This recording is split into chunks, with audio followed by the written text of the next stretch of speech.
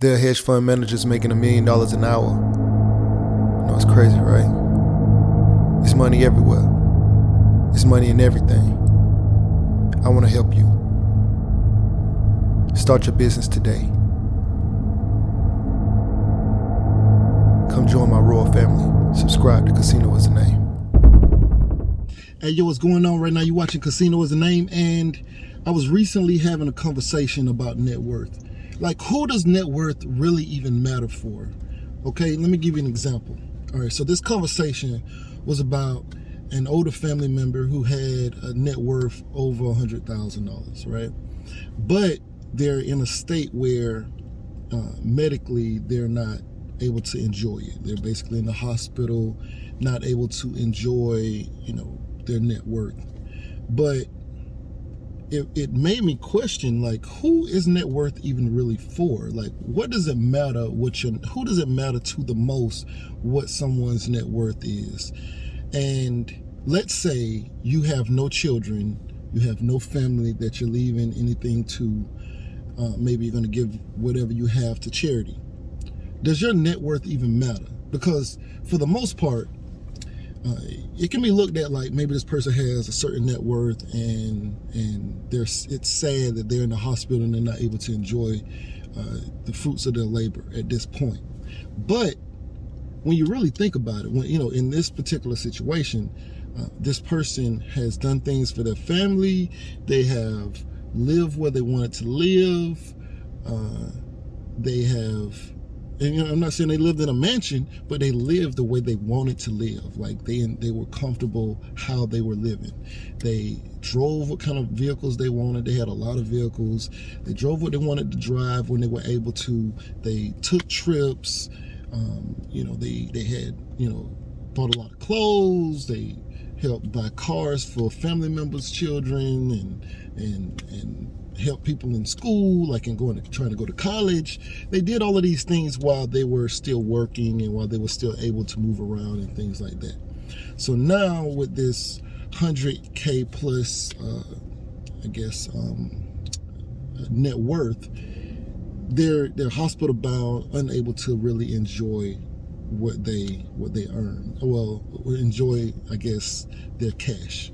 And the thing is, they still enjoy life, because at the end of the day, what is all of this stuff? What is money even for besides making life comfortable while you're here? Because you can't take it, right? You can't take it with you, but you can leave it to somebody else.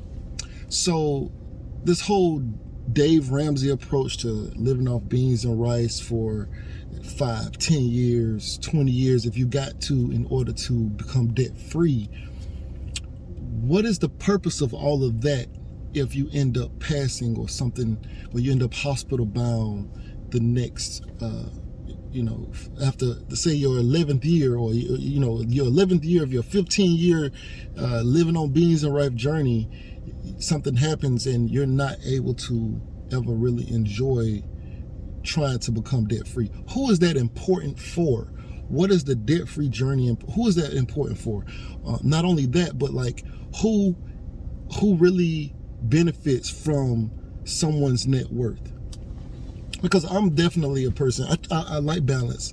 I think you should definitely prioritize and make smart decisions and, not just go out and ball out every weekend, but, set budgets, set goals, things like that. But I don't believe in like living on beans and rice for 5, 10 years and stuff. Like, I just don't believe in it, because life is short. Life is unexpected. Life can be long and short at the same time. So I believe you should have a balance. But let's say you do those things and you do have a positive net worth when you pass, right? Who is that, or when you get old, who is that really mainly for? Is that for you as the person today? How important is your net worth?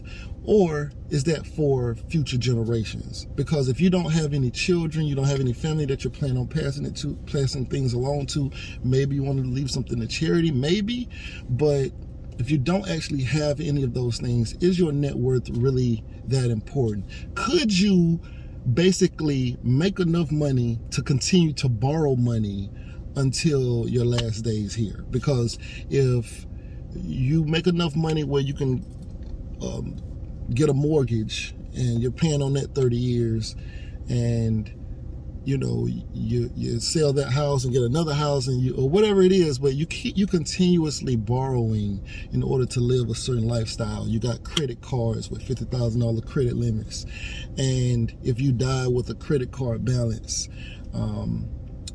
how does that really affect you as the person who was living the life? Now, that's kind of what the conversation kind of led to. It kind of made us look at, like, who is it really for? Who is this bragging on your net worth and or shooting for debt freedom? Who is it really for? Because if you can die with a $50,000 credit card limit balance in a mansion, and you ate the best foods, and you drove and you got a Lamborghini that's not paid off, but it's in the driveway. That's what your daily driver was, or some Ferrari or something. But you died in a mansion with a credit card debt, but the mansion you were in, either you had a loan on it. Yeah, let's say you had a loan on it, right? And you were only in it for, you're nowhere close to having it paid off. Who really is affected by that?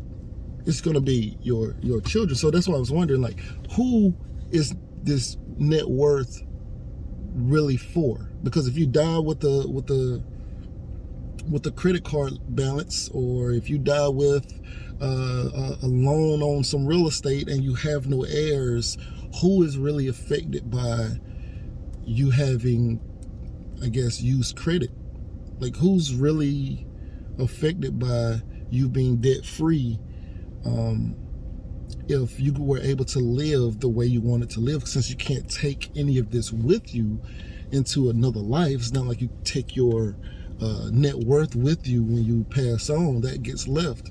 So it made us like kind of like really look at like, what is this all about? Like, what are your thoughts on it? Like, who is, I guess, leaving a positive net worth even really for? Because I know we set these goals, right? But imagine this person leaves a $50,000, $100,000 credit card balance. When they pass, they have a $2 million mansion that they are living in. They have a Lamborghini parked outside, or that they were driving up until their last days, or until they couldn't drive anymore. That's not paid off, and you lived on beans and rice. Because I'm seeing them telling people who are 65 that they need to live on beans and rice, and not do anything, cancel those trips, not, whatever. I've seen them telling people 65 who may only live another 5 years, and they've already been living, I guess, like below their means, or maybe they're living a little bit above their means, but it's not like they were like living big, right? And they've been trying to pay stuff down for however long.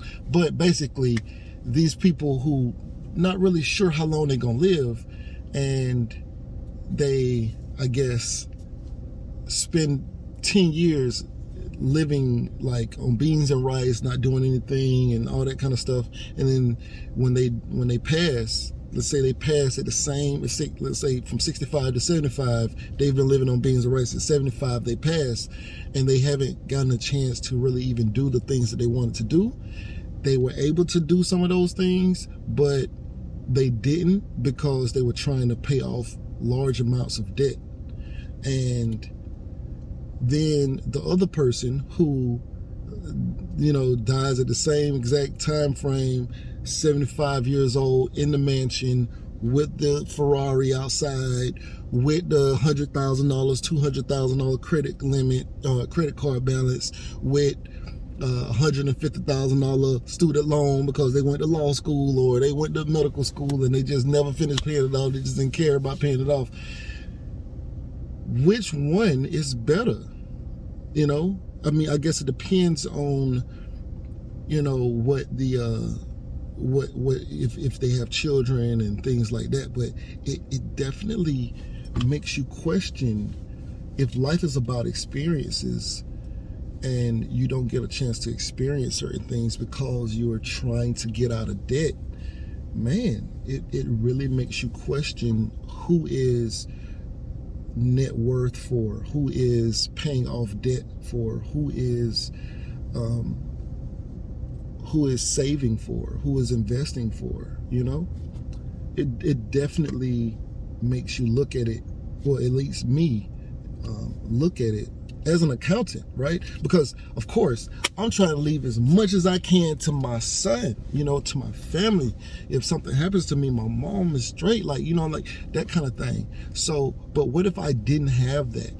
What kind of person would I be if I didn't have that? And there are people who don't have anybody that they want to take care of when they gone.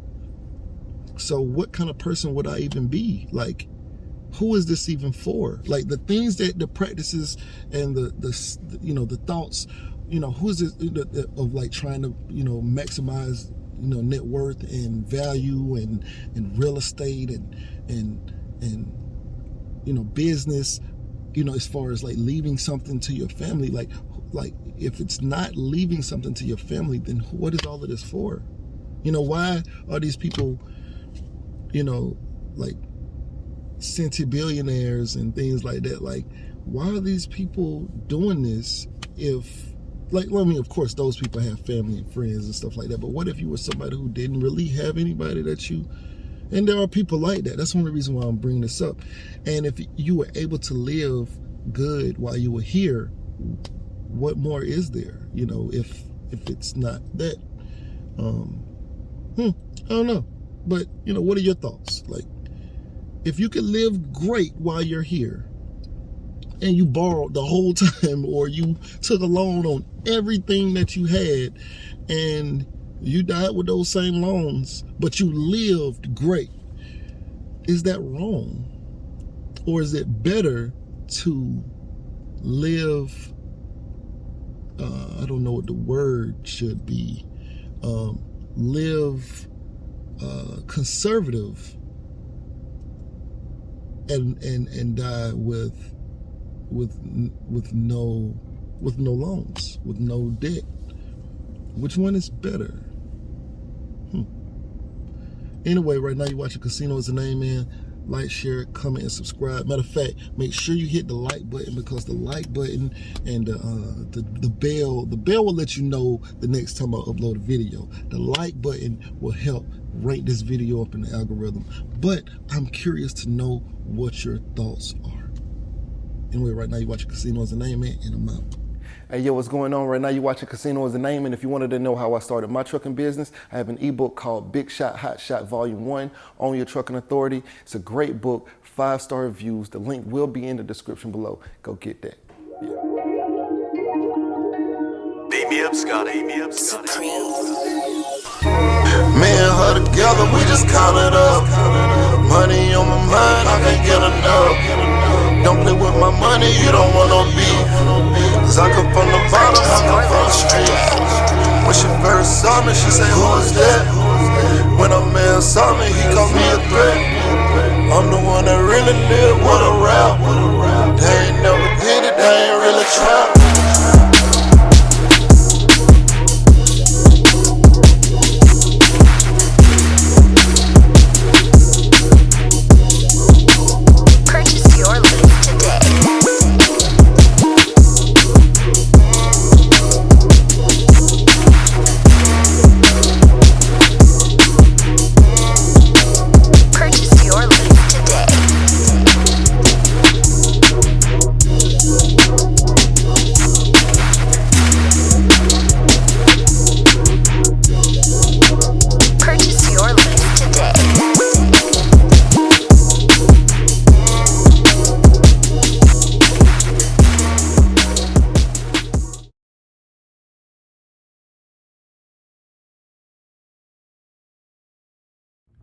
say you want to be successful, but what's stopping you? Can't nothing stop you from being successful except for you. You standing in your own way. I came from the bottom. I ain't know nothing but the grind. You can't tell me nothing about that. I caught the bus at Basin Street Projects in Tallahassee, Florida. You hear me? I used to think $1 million would last me my whole life. I'd have made that and spent that. $1 million ain't enough.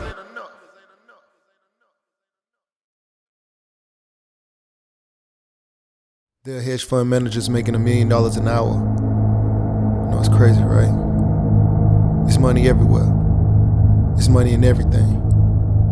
I want to help you. Start your business today. Come join my royal family. Subscribe to Casino is the Name.